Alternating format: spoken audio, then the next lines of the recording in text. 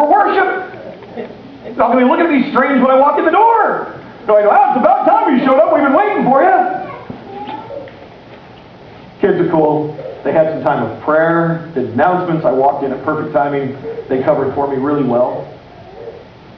I'm feeling really dumb. I'm an idiot.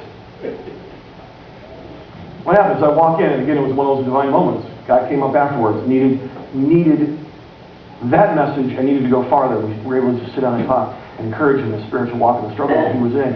Divine place, a divine moment, ripped out of my place, sent out, even though I'm a complete idiot wearing spandex that are dropping down my legs while I'm talking to this guy. You may be having an internal challenge saying, you know what, I'm not just a sheep, man, I'm a lamb. I don't know the Bible, or I've got so many issues I can't deal with this, or I just keep doing stupid stuff. How is it that I'm supposed to go out into the field, into the harvest, and do something for God? How is this going to happen? You may be also facing the reality that you face external challenge. Radical external challenge. There are wolves out there. There are distractions that want to tear apart your spiritual life. If you're married or have been married, you understand this, because in our world we live in a world that's designed to tear marriages apart. Life is too fast. There are too many temptations, too many distractions, too many expectations that we can easily get caught up in, and suddenly you're looking at your marriage and your life and you're going, where did it go? It's the same thing in the spiritual world. We live in a culture that mocks God, that says there's no God, there's no second coming, that creation didn't happen, that you don't need God, and encourages us, if you're going to take the name of Christian, fine, that's great that it feels good to you, but live as a functional atheist. As Travis was talking about earlier. Live as if there was no God. Don't set yourself out in massive risks. Don't let yourself be thrown out. Look at what you have and what you can do, not what I can do. And there are people that will tear apart what God is trying to do in your life. If you've been here, you know that I really hate a lot of the war mentality that Christians often have towards the world, and I don't see it in this text.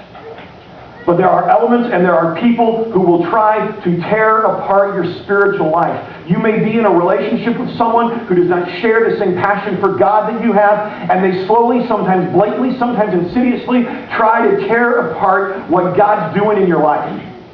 And they are wolves, trying to destroy what you have. There are people that mock your Jesus and make you afraid to stand up for him because they're saying, yeah, you're into that God thing. Or you're afraid, you know what, if I get passionate for God again, they're going to be looking at me saying, oh yeah, you're on that spiritual kick again, and it's going to be done in about 13 minutes and 45 seconds.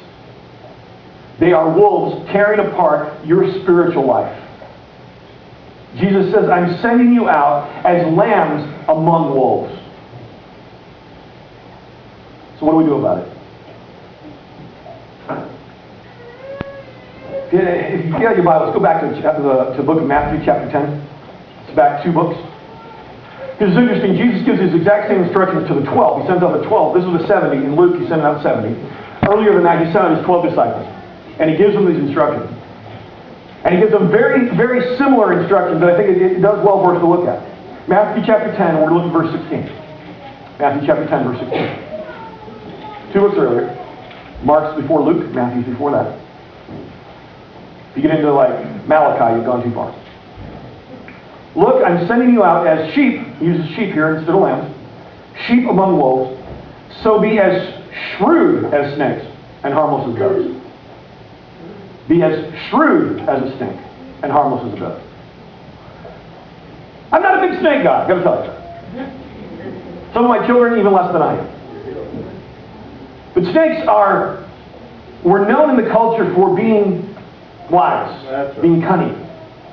And Jesus is saying, look, I want you to be as cunning as a snake. I want you to be as wise as a snake.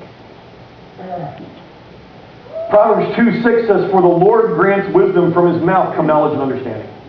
Where are you going to get this wisdom? From God. By seeking God, you will find this wisdom. James 1:5 says, if you need wisdom, ask our generous God, and he will give it to you. He will not rebuke you for asking. If you need wisdom, ask God. If you're in a position being thrown out and you see the wolves coming after you, ask God for wisdom, because Jesus was the master of it. I love this story. There's something about me. It must be a guy thing. I don't know what it is. I love the story of Jesus cleansing the temple. Okay, this is the story where Jesus walks into the temple, in a place of worship, where people are going to be supposed to go see God. And the leaders have turned it into this whole horse barn. When you came to the temple, you were supposed to bring a sacrifice. People would come from a long way away, so for convenience, they would sell you a lamb. But then, because the Roman currency of the day had Caesar on it, that wasn't allowed because it had an image on it, and God said no images. So they would have a currency exchange into the temple money, and then then you could buy your lamb. So it was a whole big extortion thing going on, plus taking the temple of God and turning it into a sheep farm. So Jesus walks in, and he starts throwing furniture. He starts letting the animals go, and he says, get this stuff out of here. And because of the sheer force of his conviction, no one stops him. He just cleans the place out. And he takes the people and says, come, let's worship. And he teaches them, and he's with them. Well, the leaders are a little bit irritated. I mean, you can imagine. If you owned a restaurant and someone came in and started throwing tables, it would irritate you, and just a little bit. So they come to Jesus and they're like, okay, what authority do you have to come in here and do this? And he looks at him and says, okay, you want to know what authority it is? I'll tell you if you answer me a question. John the Baptist was the forerunner of Jesus. He came before Jesus to prepare people to tell them the Messiah is coming. The people loved John, flocked to him. The religious leaders looked at him, saw him as a threat, said, back off. All right? We don't like it. We don't know who you are, what you're about. You didn't go through our system. So, Jesus looks at him and says, okay, I'll tell you what authority I do this if you answer me a question. Whose authority what authority did John come from? Was it from God or from the devil? And they pull a quick huddle and they go, oh boy. Because if we say the devil, the people are going to be really ticked. And if we say of God, he's going to look at us and say, well, John said that I'm the Christ. And if his authority was God, then I am the Christ, and I have the authority to clean out the temple. And they go, teacher, we don't have the answer to your question. Wise as a serpent. Cunning.